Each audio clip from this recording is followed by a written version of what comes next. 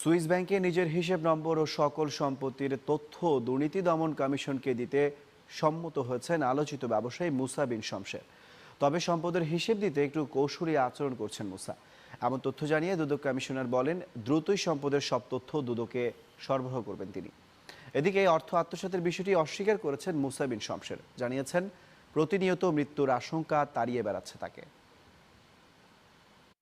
মুসা বিন শমশের বাংলাদেশে এক রহস্যময় নাম। জাঁকজমকপূর্ণ জীবনের জন্য বারবারই গণমাধ্যমের খবর তিনি। তবে কয়েক বছর আগে ব্রিটেনের নির্বাচনে একটি দলের তহবিলে বড় অঙ্কের অনুদান দেওয়ার ঘোষণা দিয়ে হইচই ফেলে দিয়েছেন আন্তর্জাতিক অঙ্গনেও। সম্প্রতি একটি বিদেশি পত্রিকায় তার সম্পদ নিয়ে একটি প্রতিবেদন প্রকাশিত হওয়ার পর তার সত্যতা ও উৎস জানতে তৎপর হয়ে ওঠে দুর্নীতি দমন কমিশন দুদক। 2014 সালের 18 ডিসেম্বর প্রথমবার তাকে জিজ্ঞাসাবাদ করে দুদক। পরে সম্পদ বিবরণীতে গরমিল মনে হলে এবছরের 4 জানুয়ারি তাকে আবারও তলব করে দুদক। তবে এর একদিন আগে মৃত্যুর আশঙ্কার কথা জানিয়ে হাজিরা দিতে 3 মাসের সময় চেয়ে আবেদন করেন তিনি। বৃহস্পতিবার সকাল 11টার দিকে দুদক কার্যালয়ে হাজির হন আলোচিত এই ব্যবসায়ী। এ সময় তার গাড়িবহরে ছিলেন দেহরক্ষী সহ 40 জনের মতো সঙ্গী। দুদক কার্যালয়ে প্রায় 2 ঘন্টা ধরে জিজ্ঞাসাবাদ করা হয় মুসা বিন শমশেরকে। পরে সাংবাদিকদের তিনি জানান, বিশ্বের 40টি দেশের সামরিক বাহিনীর সাথে ব্যবসা রয়েছে তার। এছাড়া দেশ থেকে একটি টাকাও বিদেশে নেননি বলে জানান তিনি। বাংলাদেশ থেকে কোনো টাকা আমার সুইস অ্যাকাউন্টে যায়নি।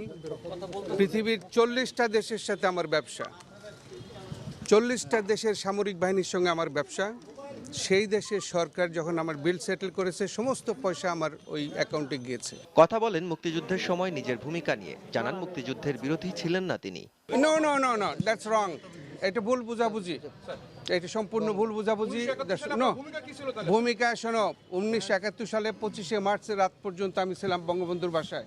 এদিকে দুদক কমিশনার জানিয়েছে, কিছুটা কৌশলের আশ্রয় নিলেও শেষ অবধি দুদকের চাওয়া তথ্য দিতে রাজি হয়েছেন মুসা। সে এখন বলছে যে আমার বয়স হয়ে গেছে অনেক বেশি, I am suffering with so many diseases, নানান কারণে আমার স্মরণশক্তি লোপ পেয়েছে। দুদকের জিজ্ঞাসাবাদ শেষে আবারও সেই একই কায়দায় দুদক কার্যালয় ত্যাগ করেন মুসা বিন শমশের। দাউদ খান, নিউজ 9, ঢাকা।